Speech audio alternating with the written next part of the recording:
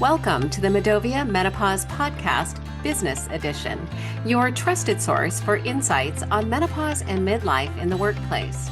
Each episode features meaningful conversations with inspiring guests. Tune in and enjoy the show. Hi, everyone. Today we have a special guest who we've been working alongside for several years now. Melissa Ashley is joining the show.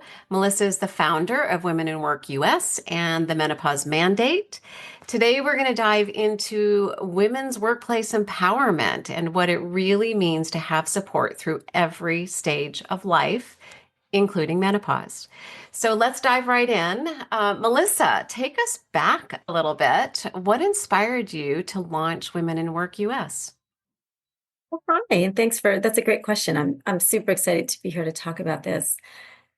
So if I take you back, we won't go too far back, I promise. I was doing a lot of work in the menopause space about 4 or 5 years ago, really trying to figure out how to help women get access to evidence-based facts, right? Because there's so much great community building on social media, but a lot of the information is not necessarily correct. And I really felt like the lack of access for women was a problem. And while I was doing that, it occurred to me as a business person that if companies didn't start to really get on board with recognizing that women do age, right? And they are an important part of the workforce population, and that if they're not well supported, that when women start recognizing that they deserve better treatments and that there are ways to feel better, if their companies weren't supporting them, they were going to be very frustrated. So my business partner and I conceptualized Women in Work as a way to try and help combat that. That's great. So great.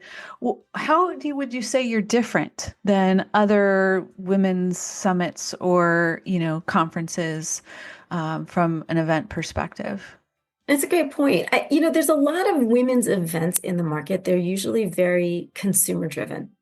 There are women's B2B programs, but they tend to focus more on women empowerment, which is super important, and on, why it's important for us all to get together. And I think, again, super important, but there's not a lot that's really targeted to C-suite executives in the HR and benefits area that really talks about the how, right? And so many of these women's events are focused on gender equity like ours is, but also on, reproductive rights, fertility, all super important things that I've taken advantage of. But we tend to stop past reproduction, right? When women are in their non-reproductive years, you don't tend to see much conversation about that. And when you couple that with the shifting demographics that our country is seeing in terms of, our population is aging, women are aging, women live much longer than men. They're a large percentage of the US labor force. In fact, menopausal women are now approximately 20% of the US labor force. There really needs to be more consideration for them. Yeah. 100% agree. And women 50 plus are the fastest growing workplace demographic in the US and other countries today. And as we know, the aging population is in the workplace longer. So we're living longer, we're working longer.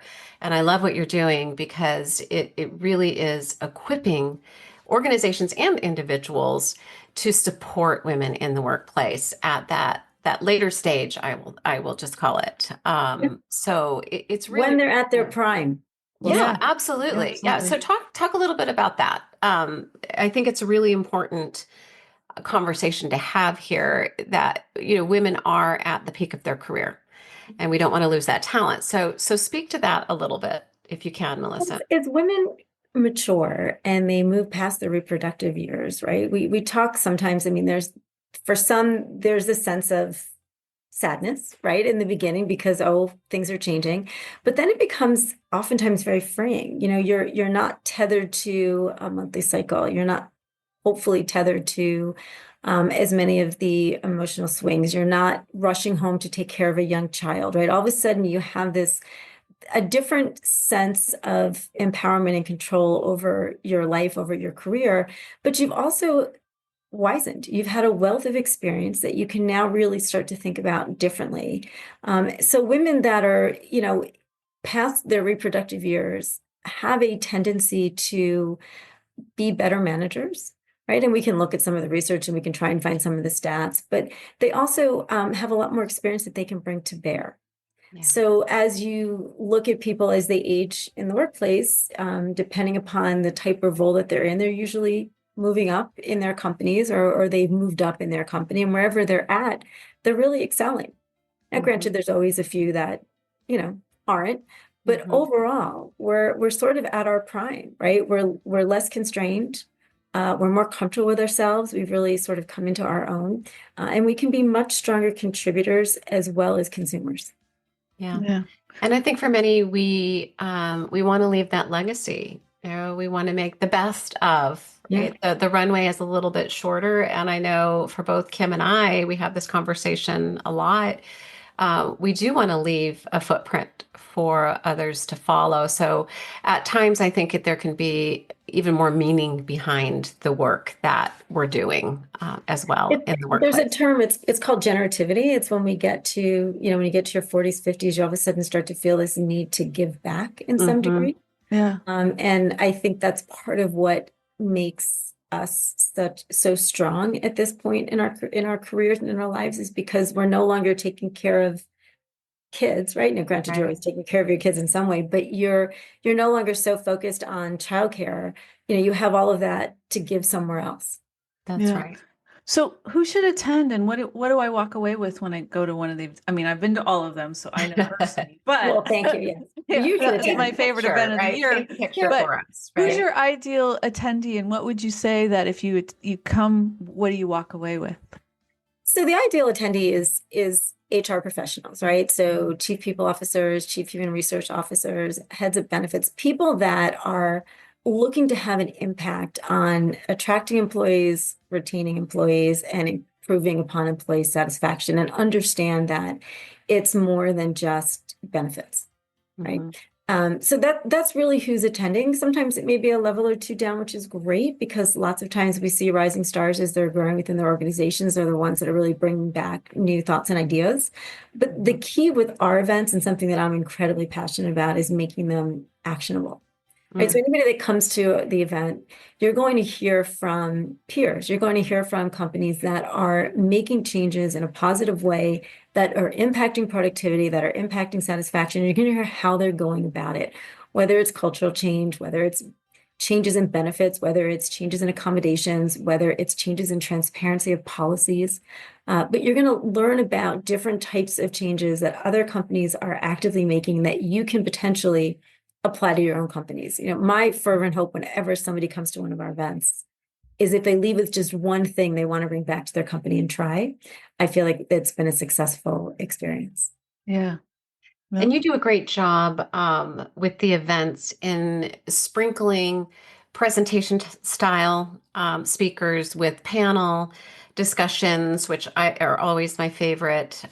Plenty of time for Q&A so that individuals and organizations can ask those questions specifically for their organizations as well. So I love the time and thought that you put into that, and plenty of time for networking as well. So to your point, when you have successful organizations in the room, there's time to really meet one-on-one and have those conversations so that you have those action plans to take away. So I love the platform that you've built. I'm wondering, we've had the privilege of attending your events and being a part of them and sponsoring the events. And I'm wondering if you have special favorite speakers that you've had that you can just kind of highlight, maybe, high level. Putting me on the spot, Kim. I know, it's okay. You got it. Yeah, I can tell you my favorite. I know you don't want. Yeah, I love them all was it? equally. Matovia? No, I'm kidding. I'm kidding. I love them all. No, but really, I mean, there's certain, we take things away as well, right? I mean, I'm sure you'd say the same thing, Melissa. You organize these events and you put these dynamic people on the stage that are really making change within their organization, but we take things away as well, right? We listen, Absolutely. we learn. I learn at every one of my events. Every single one of them. So I don't, you don't have to name specific speakers, but what are some of those gold nuggets maybe that you really remember that resonate with you? So I'll tell you how I look at it. I think data, right, is always so important. We're in business, we need proof points, right? It's not the only thing, but I think data is super important. And we've been really lucky out in Seattle. Mercer's come every year and supported the event, and they've really shared really helpful information, latest research on how gender equity and supporting women in the workplace can really help lift up an organization. And I think that it's so useful to get those proof points. And then if you couple that with some knowledge about what's actually happening, right? It fascinates me. So I am not a medical expert, right? Even though I do a lot in the women's healthcare space. So I always make sure we have one session that includes a doctor, a highly credentialed doctor. We had Dr. Dina Gordon last year from Swedish. We had Kelly Casterton this year. And I love watching the audience because it's amazing. It's our bodies, it's our physiology, and it's shocking how much we don't know. So even though it's a B2B event and it's meant for, C-suite professionals to really understand what they can do within their organizations, one of the top rated sessions is always the medical professional, because people really need to understand why these changes may have more of an impact on how they conduct themselves at work, or what support they need at work. So I love that. And then I think the third thing for me is always trying to look at the topic from different lenses, right? So last year in New York, and we're bringing him to Seattle, we had Bradley Sherman from the Human Change, and he's just, not only is he just a brilliant speaker, but his perspective on how shifting demographics and population change impact the workplace is so fascinating and so concrete that if you are one of hopefully the very few out there that really doesn't believe that gender equity and support of women in the workplace is important, you have no choice but to consider it just from being able to have a fully staffed workplace, right? So looking at different lenses, thinking about it from different perspectives, trying to understand the organization's perspective on what they're up against, even if they truly do believe in the value of what we're doing, how hard it is to accomplish. Speakers that can really bring different perspectives and can really bring concrete evidence and facts, I think are super important. So that's the part I think I enjoy the most.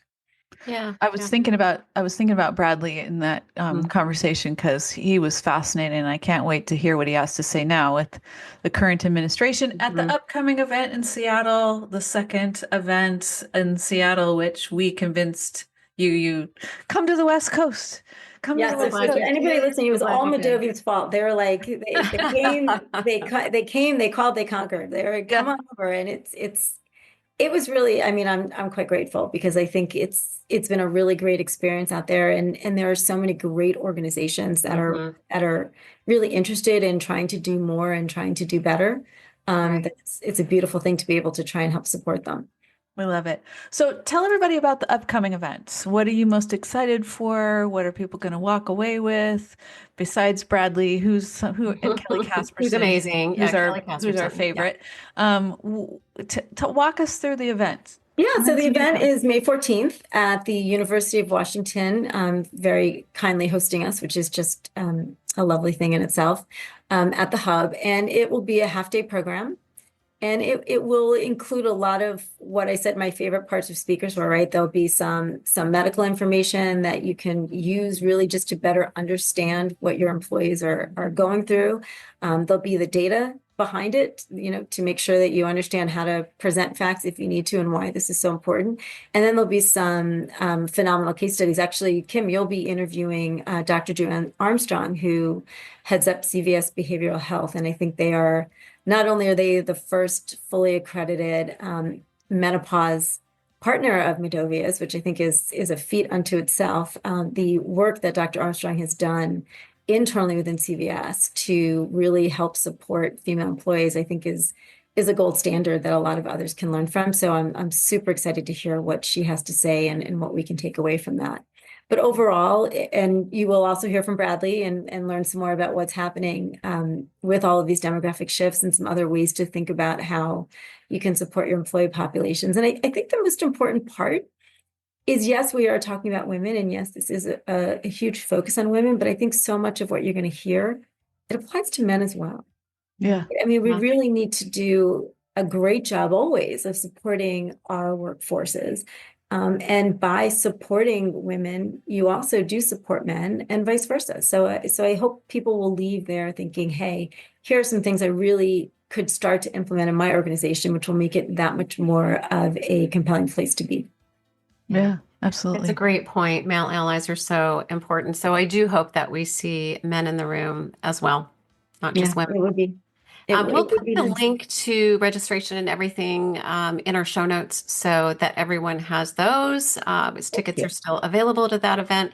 But I want to kind of transition here for a moment, Melissa, because you are doing something it's extraordinary on that healthcare support side Mhm. that I'm not sure too many people are aware of. So can you just spend a few moments talking about your menopause hotline? Oh, this is my Bravo, by passion the way. project. I'm Yes, so thank you. excited That's for it. And so thank you. good. Yes, and I have to say bravo to Ally Women's Health because we wouldn't be funded without them. So there are very few OBGYNs in the US to begin with, right? So if there's the last stat I saw is there's probably about 56,000 in the entire country, right? Where you've got about 300 million women, right? And you've got a very large percentage of them that are perimenopausal or menopausal. There's maybe 56,000 or so currently working OBGYNs, right? Wow. And frankly, a very, very large percentage of them, probably more like 70 to 80%, have not been educated on menopause. So when you go online and you look at all the feedback and the commentary, the number one complaint that you hear from women is that they've been dismissed, they don't know where to go, their doctor's not helping them. What do they do? And there's a lot of great groups right now that are doing some wonderful advocacy on the Hill trying to solve for that. But in the meantime, I wanted to do something that was a little bit more immediate. So we partnered with Ally Women's Health and we launched the first national free menopause mandate advice line where women can go online, they can look at a calendar, they can sign up for a free 15-minute online video chat with a menopause guide. And a menopause guide is someone that is qualified to give you advice about next steps in your midlife journey.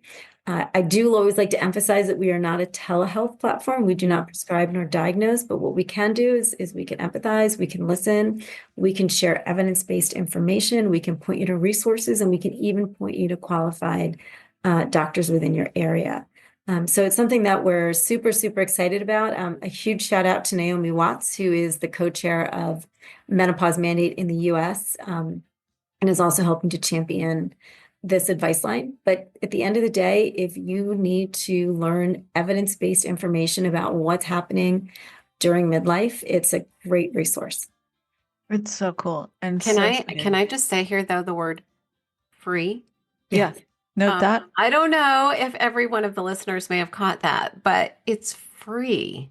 And you are filling a gap that is indeed a huge crevice in our system right now that you pointed out in the very beginning of answering this question.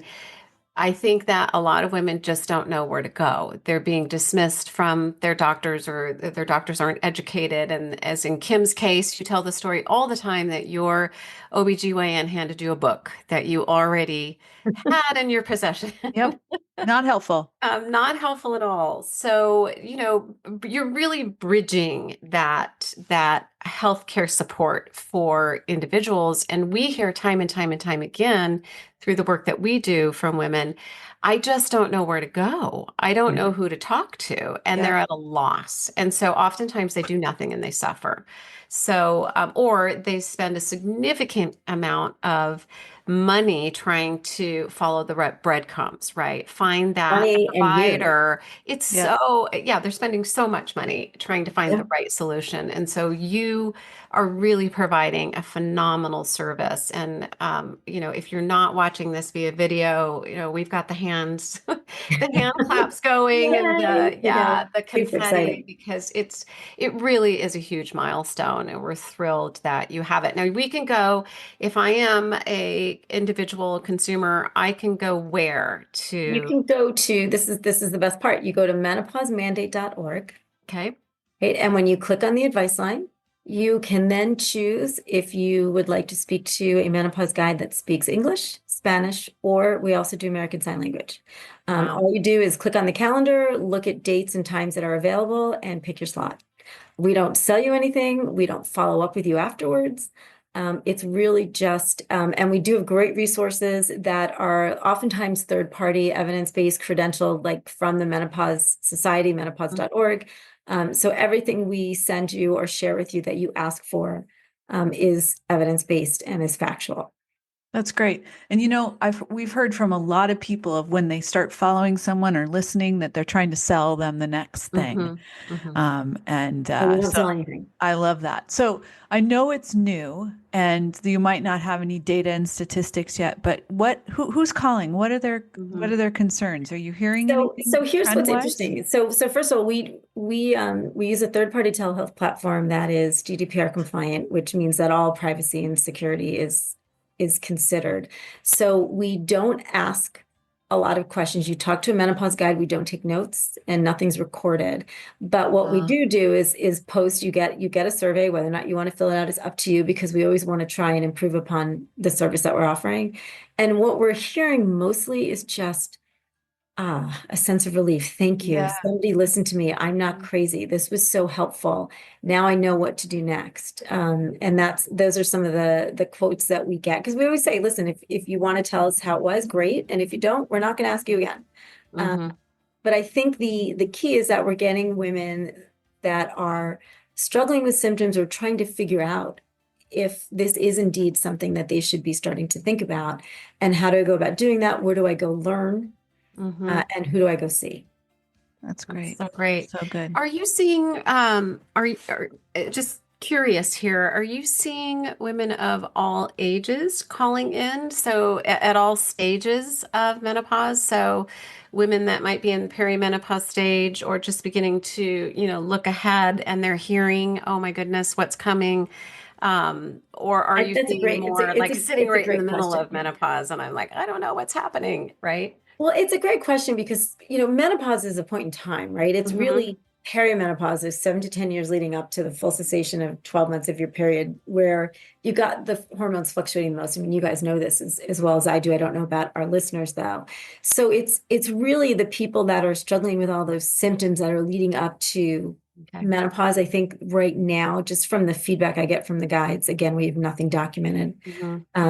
Is really more we're getting the calls. I would love, as we start to become more pervasive and people become more aware of us, that women in their 30s start calling to understand what they should start thinking about and looking for. I mean, we know that perimenopause symptoms can start as early as 30 to 35. Right. There was a recent UVA health study that talked about the 30 to 35-year-old who's already suffering moderate to severe symptoms, right? So it's really important, just like when my daughter was younger, I sat and read the menstruation books with her way before she was 13, so she knew what to expect. Right. The same thing needs to happen with menopause, because it's not such a concrete, perimenopause is not, oh, today I'm in perimenopause. Okay, what do I do? It's just not how it works. I'm You so start glad you brought that differently. up, Melissa. I actually, I kind of positioned that question hoping that you would answer it that way. Oh, good. But yeah, I mean, I really, was really hoping that callers will, it's almost like preventative medicine, right? Like, and Kim, you talk a lot about this in our sessions as well, in building your tribe. Be prepared and build your tribe before you hit perimenopause, because that transition and that experience is so much better when you can plan ahead. It's like starting your period, right? If you know what's happening and you start your period, no problem. I know how to take care of this. I know what this is. Same thing with perimenopause. Yeah. Because it can really, I mean, listen, there's a very lucky, 25% of women who really don't suffer from symptoms, but the majority of us do. And the changes are scary at times. And the pervading sentiment is, oh, you need to go on an antidepressant. And that's honestly, that's just doing us all a huge injustice. Right. Right. What do you hope for with the menopause mandate? And if you could have your crystal ball in front of you and you're looking ahead a year from now, what's different? Is anything different? What's your hope? Are we talking about anything different in the country? Are we talking about anything different with menopause mandate? Oh gosh, Trick well, I think we question. could do like 5 podcasts on what's happening in the country. Like we're not so hopeful there. Why don't we stick For with your work. menopause mandate? My hope is that, similar to what we've been able to accomplish in the UK, is menopause mandate and the advice line just become part of people's everyday fabric. That if you've got a question about menopause and don't know where to go, you now don't have the I don't know where to go anymore, right? I think it's going to take time. I think there's a lot of noise right now in certain markets in the menopause space, which is brilliant. I mean, it's great that so many people are talking about it, writing books about it, what have you. But I think there's a very large swath of the country that's underserved, that lives in medical deserts, and really could benefit from the service if we can figure out how to make them more aware of it. So my hope is a year from now is we are serving a lot more of that constituency. That's great. Well, and on that note, you've got an audience of listeners that are listening to the podcast. What can they do to help raise awareness and help spread that word? I mean, how do we get the word out to, especially those individuals that are at greater need for something like this? I think the best thing you can do is use it and then tell someone you care about. Right? Because if you use the advice line, if you call the advice line and you find it valuable, make sure your friends and family know about it so that they can take advantage of that same value. Right? And if you use the advice line and you don't find it valuable, well, then please make sure you fill out the survey and tell us why so we can change that. But it's if everybody just cared about sharing with one person that they really cared about, I think we'd make a lot of progress. That's great. It's the ripple effect. They'll tell two more people. Yeah. And they'll tell two more people. And so on and so on. And so on, Exactly. right. Now we're dating ourselves again. Yeah. Well, that's all right. I've We sort of must be come to in peace with menopause. that. It's fine. So, okay, we have May 14th in Seattle. What are some other upcoming events that people can Yes, we have May 14th in Seattle, and then we have November 18th in New York City. And we launched thanks to the generosity of Mount Sinai Health System in New York City, and we continue to partner with them. So that's also another great event. And for people that are listening that might be part of an employee resource group or a business resource group at their company, we also put on programming for the leaders of those women's employee resource groups. We do once a year in Seattle at the Gates Foundation. It's running actually next Tuesday, April 29th. And then we do once a year in New York City. NBC is kind enough to host us, and we'll be there on November 6th. Those are free events, free for leaders of women's ERGs. So people are always welcome to reach out to learn more about those if they are in those locations and interested in attending.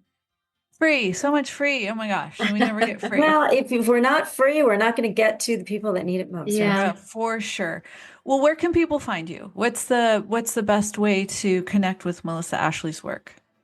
Well, you can, couple ways. You can go to menopausemandate.org if you're interested in the advice line or what Menopause Mandate, the nonprofit, is doing. And people are also, more than welcome to connect with me on LinkedIn, on Instagram. We are, a lot of people just send emails with questions or, go on LinkedIn and ask a question. And whereas I will never pretend to give medical advice, I'm always happy to answer and direct. So please, feel free to reach out. Okay, well, that's great. And we appreciate you so much. We have so much fun when we get to work with you. So thank you for, giving your trust to come to Seattle and for all the work that you do, because I think, you're changing things that need to be changed. So appreciate that. Thank you. I don't know if we told you this, but at the end of our podcast, we ask the same question to every guest. So you're ready? Oh, I don't know this. What's the best? Okay, good. Yeah. What's the best piece of advice you've ever received? Just in terms of life lessons? Yeah. Honestly, listen. Love it. Best piece of advice I ever received, especially when I was younger, growing up in business, was listen, right? The more you listen, the more you learn, and the more that you can then contribute. So to me, that's probably, off the top of my head, that's usually the one that hits Perfect. me. That's what we want. I actually love that. Kim, what is it that we say? Why are you talking? Or what's the yeah. Why am I talking now? Or something, where you question yourself of like why you're talking. That's like an I'm gonna have to acronym. look that up. Yeah. But Right, you'll have to share that with me why are afterwards. you talking? Yeah. So love that. Love that advice. Listening and being curious is super important. Melissa, we get to see you twice in the next couple of weeks. I know, I'm so Super excited. excited about that. We've got something here in Seattle, by the way. We'll have that, just, serve it right up for you when you come. Hopefully a beautiful day at the UW Hub. Cherry trees maybe will still be in blossom. So hope to see many of our listeners there as well. But until next time, go find joy in the journey. Thanks Thank everyone. you so much for having me. Yep. Take care. Thank you for listening to the Medovia Menopause Podcast. If you enjoyed today's show, please give it a thumbs up, subscribe for future episodes, leave a review, and share this episode with a friend. Medovia is out to change the narrative. Learn more at medovia.com. That's MIDOVIA.com.